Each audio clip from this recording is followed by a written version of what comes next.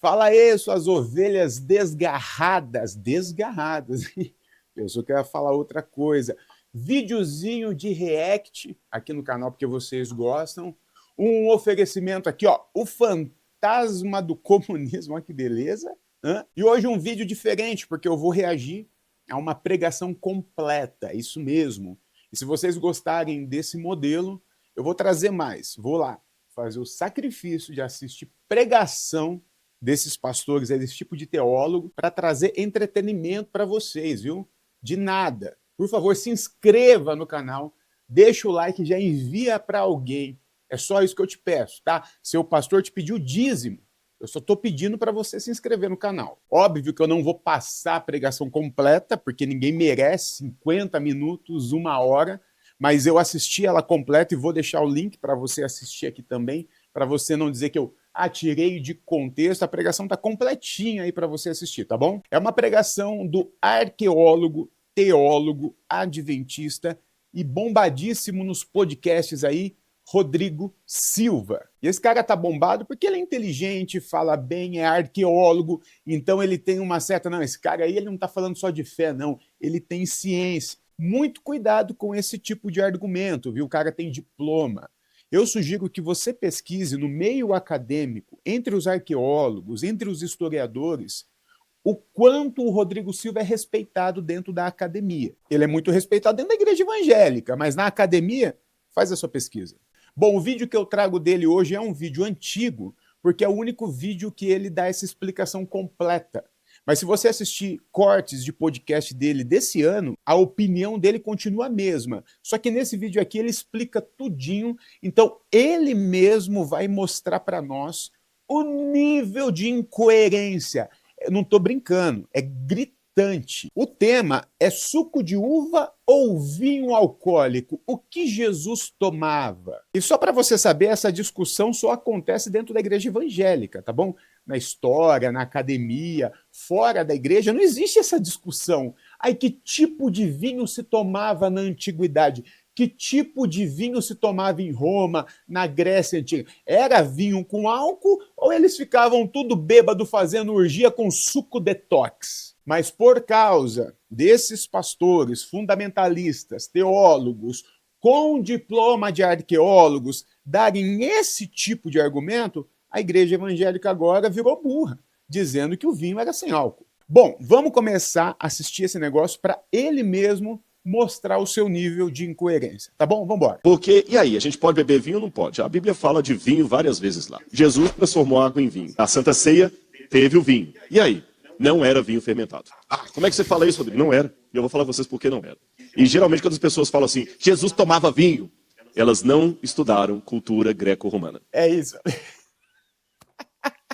Não era vinho fermentado? Eu vou mostrar para vocês. E quem diz o contrário não estudou cultura greco-romana. Bom, primeira incoerência é que se você for argumentar qualquer coisa sobre Jesus com ele e você trouxer a cultura greco-romana para a conversa, ele mesmo vai dizer assim, não, mas peraí, Jesus era um hebreu. Mas quando ele fala sobre quem diz que Jesus bebia vinho, está mentindo, ele está falando da própria Bíblia, viu? Porque quem diz isso não sou eu, é a Bíblia. Mateus 11:19 diz que os fariseus chamavam Jesus de glutão e beberrão. A fama de Jesus era de, bebia mais que opala.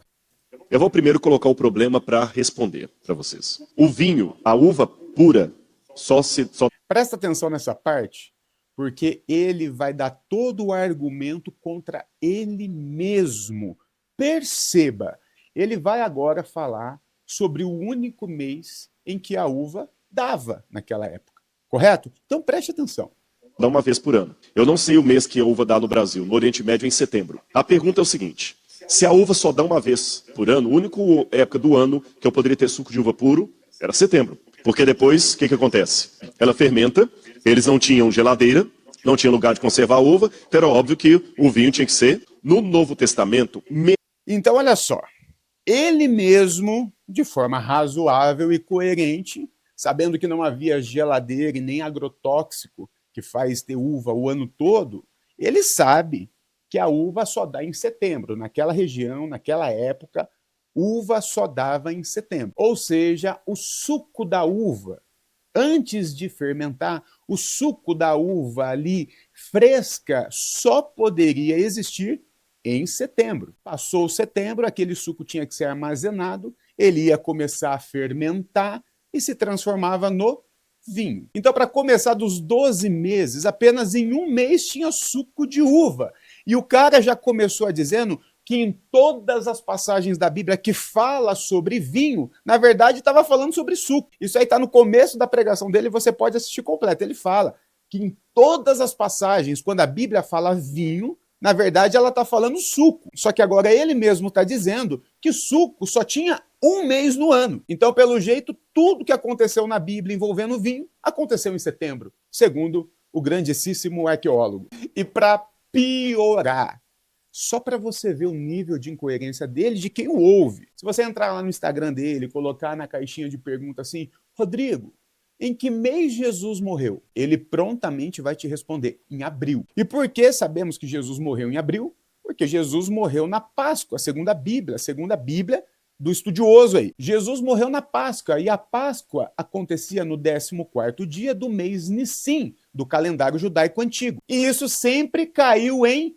abril, só dava uva em setembro. Então, segundo o grandíssimo gênio, Jesus morreu em abril na Páscoa. Na Páscoa ele fez a ceia tinha vinho, mas era vinho sem álcool. Mas ele mesmo disse que vinho sem álcool só dava em setembro. Você pode explicar pra gente, Rodrigo Silva, o que está acontecendo? Além de você ser desleal pra caramba intelectualmente. Vamos seguir. Mesmo em Roma, não havia o costume de beber vinho puro. É isso que você ouviu. Foi isso que você ouviu.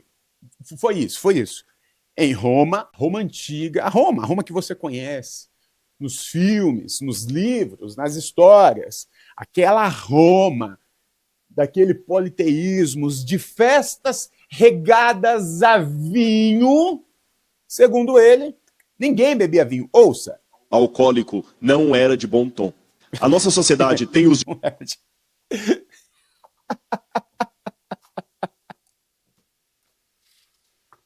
Na sociedade que tinha a bacanalha, sabe a bacanalha? Que o apóstolo Paulo tem que escrever lá em Romanos capítulo 1. Romanos capítulo 1.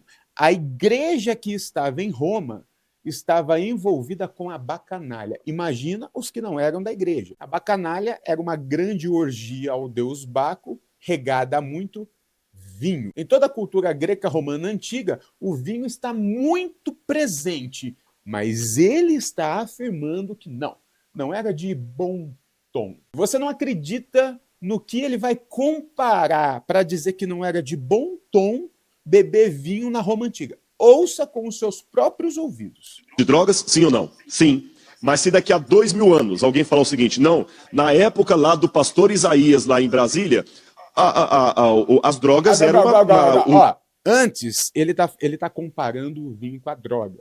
Dizendo assim, tá vendo? Hoje muita gente usa droga, mas não é de bom tom. Ele está fazendo essa comparação. Mas perceba uma coisa. Você que gosta aí de analisar microexpressões faciais. Você viu a gaguejada que ele deu agora? Pois é. Isso aí é característico de quem está mentindo e quem sabe que está mentindo. Ele sabe que ele está mentindo. Ele vai gaguejar assim daqui a pouco em outro argumento furado. Ouça de novo a gaguejada que ele deu. Época lá do pastor Isaías, lá em Brasília, as drogas eram um uso normal das pessoas, não era normal. Não era. Mas como é que a gente lê nos relatos da época que um rapaz foi apanhado com droga na escola? Era uma situação ilegal, atípica, que a sociedade não aceitava. Eu aceito de boa. Mas ele está dizendo que sim, há relatos de vinho na Roma antiga, mas é igual os relatos de droga hoje em dia, assim. É uma galera marginalizada e ninguém gostava daqui. Ninguém gostava de vinho, né, Rodrigo Silva? Aliás, Paulo diz à igreja que estava fazendo ceia com vinho: não vos embriagueis. Agora eu queria saber como é que a igreja estava embriagada com o suco detox do Rodrigo. Tem que contar Noé, né? Que ficou tão bêbado que caiu desmaiado lá e foi abusado pelo próprio filho. Ele caiu bêbado de suco, Rodrigo. De modo normal, as pessoas não tomavam vinho alcoólico. E vou mais além. Estou falando de Roma. As pessoas não gostavam nem do gosto do vinho alcoólico. Isso aí é informações tiradas diretamente do... E nem do efeito embriagante que ele tinha. Então, quando a pessoa fala comigo assim, no tempo de Jesus as pessoas tomavam vinho normalmente, essa pessoa não conhece nada de história greco-romana. É isso. Ele fala, ele afirma, eles não conhecem, a galera está ouvindo lá e fala amém.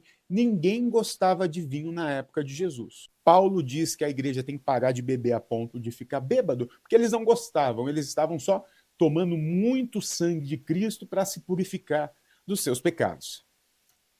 Está querendo argumento para eu beber vinho hoje. Israel era a mesma coisa. E ele fala isso, que quem está fazendo, tipo, para ele, esse vídeo que eu estou fazendo aqui, eu estou querendo um argumento para beber vinho. Não, Rodrigo, eu não preciso de argumento para beber vinho, eu não preciso de argumento para fumar maconha, eu não preciso de nada. É você que está caçando argumento para criminalizar, proibir ou pelo menos transformar em pecado uma prática natural. Quem está arrumando argumento aqui é você. Eles não apreciavam o vinho fermentado, especialmente por um detalhe. Todo fermento é... Agora vem mentira. Mentira já foi um monte, né?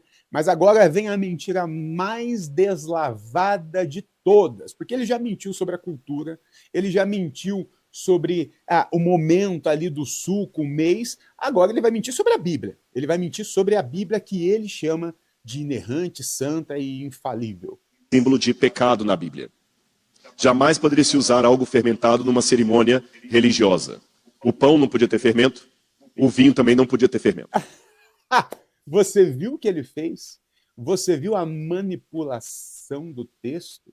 Ele falou que jamais em uma cerimônia religiosa poderia se usar fermento. Até aí está correto.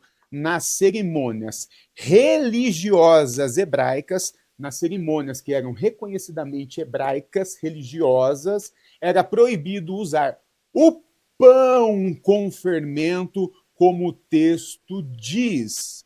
Era o pão e era o fermento acrescentado, não um fermento natural. E não era sempre, era apenas nos primeiros 7 dias. E era apenas para o pão. Mas ele afirma, se não pode usar no pão, não pode usar no vinho também. Então, o vinho da Santa Ceia era suco de uva. E o vinho fermentado, para que eles usavam, Rodrigo? E quando Paulo falou para Timóteo, toma um pouco de vinho por causa das suas dores de estômago. Eu não conheço nenhum trabalho médico, nada na medicina, porque eu já conversei com vários médicos, que diz que vinho alcoolizado ajuda a úlcera, o problema de estômago. Não tem nada disso. Em lugar nenhum, que a uva cura problema estomacal. Então, por que Paulo aconselha Timóteo a tomar um pouco de vinho? Olha o argumento agora. Ele está dizendo que Paulo orientou Timóteo a tomar vinho por causa das suas dores de estômago. A úlcera já é da cabeça dele, tá? A Bíblia não fala, não tinha diagnóstico de úlcera naquela época. Eram dores de estômago. O apóstolo Paulo, com a sua sabedoria popular ali, falou, toma vinho que é bom. O argumento do Rodrigo é, úlcera não se cura com vinho, segundo a medicina de hoje. Porque ele está dizendo assim, não, tá vendo? Paulo teria dado um diagnóstico errado se fosse vinho com álcool. Meu Deus, Rodrigo. Eu não conheço ninguém, nenhum médico que receita vinho. Você tá com dor de estômago aí, 3 taçonas de vinho. Eu não conheço. Então, lógico que Paulo não faria isso. Esse é o argumento dele. Segue o baile. Vinho, não apenas água, mas toma também um pouco de vinho por causa das tuas enfermidades do estômago. Então não fale nunca mais que no Novo Testamento era comum as pessoas beberem vinho, Jesus bebeu vinho, porque isso não funciona. No caso do milagre... Ele dá um argumento sem explicação alguma, absurdo, e fala, então não fale nunca mais isso, hein? E dá a carteirada pastoral muito típico, né? É o pastor que está falando, é o teólogo, é o arqueólogo, não fale, eu sei do que eu estou falando, abaixe a cabeça, seja uma ovelha muda. E se você achou que ele não teria condições de piorar, se você achou que os argumentos lá do vinho em Roma ser de mau tom, ou do apóstolo Paulo receitando errado, foram ruins, você não imagina o que ele vai falar sobre Jesus transformando água em vinho. Você não imagina. Você não... Olha, se você não ouvisse, você ia dizer, Berloff, você está inventando. Ele jamais daria um argumento nesse nível. Então, por favor, assista. Galileia, como eles tinham as talhas lá e Jesus mandou encher as talhas de água, lembram disso aí? Não foi anormal para eles atenderem aquele pedido ali. O que foi anormal foi o fato daquelas talhas de água depois virem com um suco de uva puro, como se tivesse sido espremido da uva naquela hora ali. Então, escuta, eu não entendo que as pessoas já pegou. Você já pegou. Quando ele sabe que ele está mentindo, ele gagueja, tá? De novo. Geralmente dão o bom vinho no começo e você deu o melhor vinho no final. Um vinho parece que espremeu de uma uva agora. Parece que espremeu de uma uva agora. Isso não existe no texto. Isso não existe. O texto é muito claro. Olha, em toda festa, você dá primeiro o vinho bom e depois o vinho ruim. Você toma primeiro Heineken e depois Skol. Nesse caso, como Jesus tinha acabado de transformar água em vinho, o vinho que Jesus transformou era do bom, estava sendo servido por último. E aí o pessoal fala assim, como agora, assim que a gente já está bêbado, chega o vinho bom. Só que o Rodrigo está dizendo que o texto diz que eles estavam falando que era um vinho fresco, um suco de uva espremido na hora. Mas o texto não cita isso. Esse foi o milagre de Jesus de transformar a água num vinho puro, recém-tirado. E não necessariamente Jesus transformou em vinho alcoolizado. Segundo ele, Jesus até fez um milagre, só que ele não poderia transformar a água em vinho, porque o vinho tem que sofrer uma fermentação. Então Jesus transformou a água em suco, e daí alguns meses fermentando, aquilo se transformaria em vinho. Quer dizer, Jesus teria o poder para transformar a água no suco, mas suco fermentado aí é demais para Deus. Meu Deus do céu, gente. É isso. É isso que nós temos aí de fundamentalismo. É isso que nós temos aí rodando em podcast, bombando. É isso que nós temos de teologia, de pastor. É isso que tem de melhor nesse momento dentro do fundamentalismo religioso. Isso aí é o que tem de mais avançado. Bom, é isso. Eu falei para vocês que vocês mesmos viriam um nível de incoerência. Então assista o vídeo completo se você quiser e tiver paciência, que eu não tenho mais o vídeo dele, que é um argumento furado atrás do outro, tudo para continuar transformando o álcool em pecado, que é uma doutrina da igreja dele. Ele passa por cima da inteligência, dos diplomas, da arqueologia, da ciência, da história e da própria Bíblia, só para continuar afirmando a sua própria doutrina. Bom, chega de falar de coisa ruim, deixa o seu like, se inscreve, e se você tem uma pregação aí que você acha maneira, que você já viu e gostaria que eu reagisse aqui nesse nível, pode comentar, manda o link que eu vou trazer pelo menos uma dessa por semana agora. Que Deus te abençoe e que o espírito revolucionário de Jesus de Nazaré, o beberrão, te inspire hoje e sempre. Amém.